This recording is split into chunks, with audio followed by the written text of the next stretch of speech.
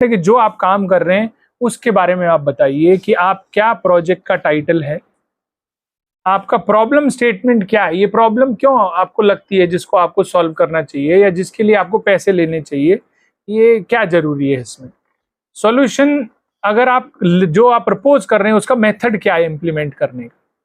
उसके बाद में उसमें यूनिकनेस जो बताया ना, कुछ हटके करना है, यूनिकनेस क्या है उसमें, इनोवेशंस क्या है आपकी, आउटपुट और आउटकम जो हम सुबह बात कर रहे थे वो क्या है, डिलीवरेबल मेजरेबल डिलीवरेबल क्या है, मतलब जिसको मैं काउंट कर सकता हूँ।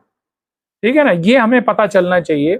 बेसलाइन स्टडी अगर आपने कुछ किया है तो बहुत इंपॉर्टेंट है आप डाल दें। मान लो बेसलाइन स्टडी नहीं भी किया आपने तो आपका कोई भी सेकेंडरी डेटा के आधार पर या इंफॉर्मेशन के आधार पर आप बता सकते हो।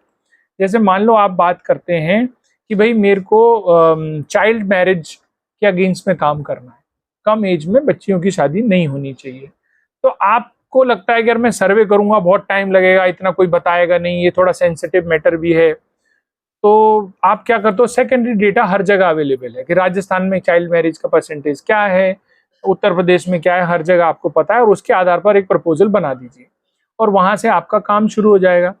तो ये आपको बेसलाइन स्टडी बहुत मायने रखता है ये बताने के लिए कि आपका नॉलेज कितना है इस पर्टिकुलर सब्जेक्ट के ऊपर।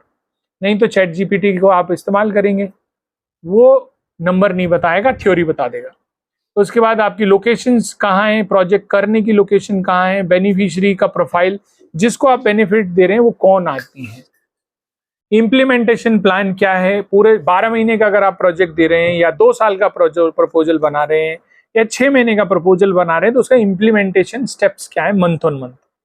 ठीक है, ये हमें डिफाइन करना है। रियलिस्टिक बजट हमें बताना है, सस्टेनेबिलिटी और एग्जिट प्लान क्या, कब तक पैसे चाहिए आपको, मतलब जिंदगी भर आप उस कंपनी से पैसे मांगना चाहते हो या एक ड्यूरेशन के बाद बोल रहे हो कि भाई इतने तक ही हमें चाहिए, उसके बाद हम अपना अरेंजमेंट कर लेंगे, या हम दूसरा डोनर ढूंढेंगे, या हम दूसरे बेनिफिशियरी चेंज करेंगे, या लोकेशन चेंज करेंगे। ये सारी चीजें हमें ध्यान में रखनी है। एंड डेफिनेटली सक्सेस स्टोरीज जो हमारी पहले वाली हैं वो हमें दिखाना जरूरी। तो ये आपने ये प्रपोजल का एक रूपरेखा है, प्रपोजल की ब्रॉड लाइन है।